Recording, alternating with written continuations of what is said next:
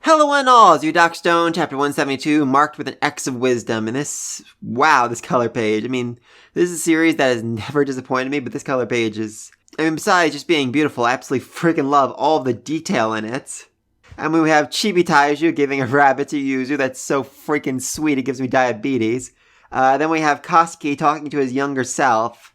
That honestly really just reminds me of what Kosuke said way back when, his whole life he's never had someone like him, another builder, another engineer. And I just kind of almost see him saying to his past self, don't worry, buddy. Someday you're going to find friends who are just like you, and they're just going to really change your life. I mean, that's at least what I'm imagining they're saying to each other right there. I like to imagine that. Oh Lord, Tsukasa. And we have, adult Tsukasa wielding his sword, the cape and all that. And he looks, awesome and everything. But then we have Chibi Tsukasa. He just looks like a little kid. Well, he's a little kid, but he just looks like a kid playing pretend. Oh, it's so freaking cute and adorable, and I love it. Then we have Luna and Kohaku fawning over Chibi Senko. Oh, Luna's blush is so adorable. Also, did Kohaku change her dress from blue to red at some point? Did I miss that? Curious. Because then we see, Chibi, Kohaku, and Senku chasing after a rabbit. Such an amazing duo. I absolutely love that. Though this is raising a question of what exactly is this implying? What exactly is this foreshadowing? I mean, this could just be, it's a color page. Yay. Moving on. But, we got the whole space travel color page, like 20 chapters before they announced, we're going to the moon! So this one might be foreshadowing something else as well. I saw someone online say, oh, this is Alice in Wonderland. They're going down the rabbit hole to the whole new world. That's what I was trying to say. I'm fairly certain I've also heard there was a myth in at least Japanese culture about rabbits on the moon. I'm not sure if I'm remembering that correctly. But the one thing that's really interesting me, though, is Chibi Luna with a crown standing atop a giant rabbit with a crown. So could this be implying that Luna's father is essentially the king of the moon? I mean, that might seem...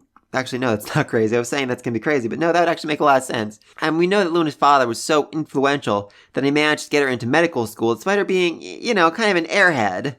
So he's certainly in the candidates for being the Y Man, for being able to create a whole colony on the moon. I mean, it does raise the question of why wouldn't he bring Luna with him, but maybe he was disappointed in her. Maybe he thought that she wasn't smart enough to be his kid, that she wasn't worthy of being a part of the new generation that re-inherits the Earth a few thousand years down the road. I don't know. I'm kind of unlikely, though not that insane. I've definitely had weirder theories. Anyway, so the actual chapter, they're going to the Amazon, though I love how absolutely terrified Ukyo is of, going through the Amazon woods where people literally die, even with modern day equipment, and Senku just has to scare poor little Suika. We're talking mosquitoes that can pierce right through clothing, and creepy crawlies that'll lay eggs under your skin. Whoa. Though weirdly enough, their plan is to go completely around South America. I was theorizing a lot last chapter, they go through the Panama Canal, maybe Stanley's ship can't make through it because it's broken down over time, but no, they could certainly argue that it's probably broken down over thousands of years. It's probably still up and running, but still, I don't know, I just find it weird that it wasn't even mentioned as an option. Maybe the author just didn't think of it? I'm curious about that. Anyway, so main problem, besides the fact that it's going to take them an entire year to get this done, is the fact they need a whole lot of fuel. I mean, thankfully, they can just chop down trees along the coast of South America to fuel the charcoal-powered engines. Oh, I just gotta point out this for a second. Taiju, he's swinging with all he has to cut down this tree, but then we see Tsukasa in the background literally chopping a tree in half with one blow, with one hand. Oh, that man's power is truly, truly terrifying. And then, I don't know, this panel with Zeno, it kind of weirds me out. He looks a little disappointed, annoyed when he's talking about how Stanley and the rest of them are going to catch up to them and beat them before they can get to the Amazon, before they can get to the source of the petrification and all that. But, I mean, Zeno, they're your people. You can tell them to stand down. So it could just be that he knows that if Stanley and the rest of them catch up with him, he'll have to go back with them. Like, they'll drag him back to work, but he really wants to go with Senku and find the source of the petrification beam. Like, his science urge is itching and he wants to go see it. He wants to go experience it, but he knows he has work to get back to and Stanley will drag him back to it. I don't know, that's just a weird panel. See, everyone's giving their all, trying to chop the wood, even Suika, so freaking adorable. And Luna, she's basically passed out on her feet. Only Taiju can keep going, literally all night because of his freaking limitless stamina. And, as he's chopping well into the night, all of a sudden he looks up in the sky and sees the word hell written in glowing letters. Huh. Well, that was weird. And truly the funniest part of all this is I started reading this chapter, and then on this page I had to put it down and couldn't get back to it for another 8 hours. So for 8 hours, I was in Taiju's boat trying to figure out why the freak there were glowing letters in the sky. Of course, Taiju thinks it's the Y-Man projecting them from outer space, which, not a bad theory, but thankfully Kawaku has, the eyes of freaking God and is able to see the lining around the letters. They're essentially just kites. And as they follow the kites, they come across a weird canopy in the tent, and then this figure descends upon them that looks like a spider demon. Like, I seriously considered for a few seconds this might be an alien or something. And then we saw their face, and I'm like, yeah, that's probably an alien. Thankfully, sweet little Suika just realizes that, she has the fuzzy eye disease, and that's confirmed as she runs right into a wall.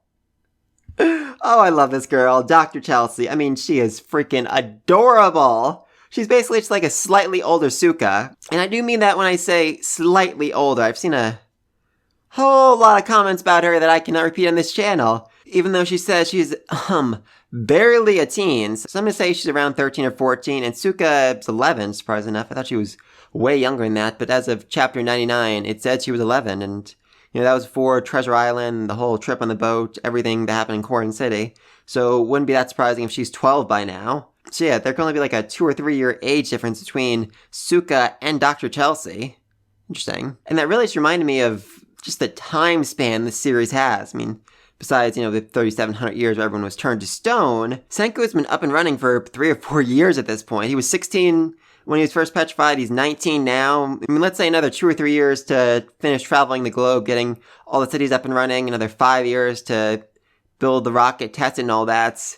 I mean, by the time the series ends, Senku could be in, his early 30s, and Suika, wow, she could be married with kids. That's a very, very disturbing thought.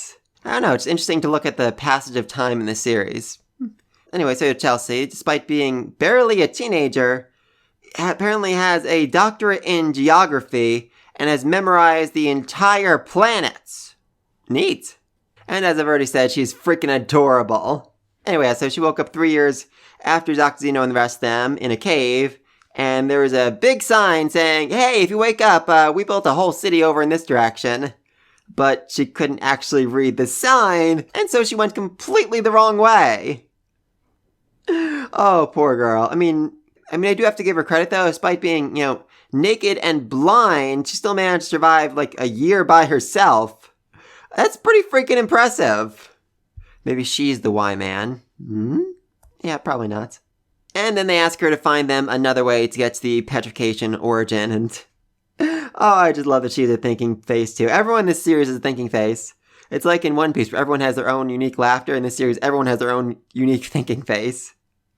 So yeah, her plan is to make landfall in northern Ecuador, do a teensy-eensy bit of mountain climbing, and then ride the Amazon River like a water slide all the way down to the origin point, which, absolutely insane and will almost certainly get them killed. Unless, of course, they have a motorcycle, but I mean, it's not like you guys have a motorcycle or anything like that. That'd be crazy. This look Senku and Zeno give each other is absolutely priceless, as they quickly build the diagram, everything they need to build a motorcycle. Oh, and Dr. Chelsea looks so freaking excited by this, and Zeno's like, wait a minute, when did we get rubber? First off, Zeno, really, you're using the we here? You're not really part of this group. You're more like a hostage, prisoner of war, something like that. But he's bringing up a good point. There's a whole, city on the map they wanted to go to get the rubber they needed for the rocket. So are they going to be able to build it here and now? I'm curious about that. Actually, I guess the mobile science lab has rubber tires. Did I forget about that? I'm curious. So yeah, fun chapter. Love Dr. Chelsea. She's freaking adorable. And I hope she becomes good friends with Suika, given they're only probably a few years apart. That's a weird thought to imagine. I have no idea why they aren't going up the Panama Canal, why they didn't even mention it. Maybe the author just didn't think of it. Maybe the author just wanted to see them build a motorcycle, so that's why I did that way. I do think it's a, little bit too coincidental where they needed a way across the Amazon and the first person they ran into was a geographer, like the world's greatest geographer.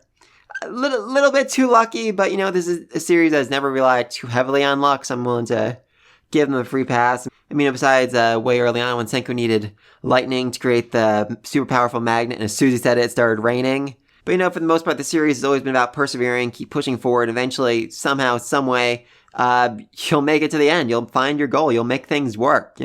Essentially science. But heck, sometimes science is about luck as well. So yeah, those are my thoughts on this chapter. Let me think about Dr. Chelsea. Let me think about my theory that Luna's father is the Y-Man. Be sure to like and subscribe to this video. And until then, peace.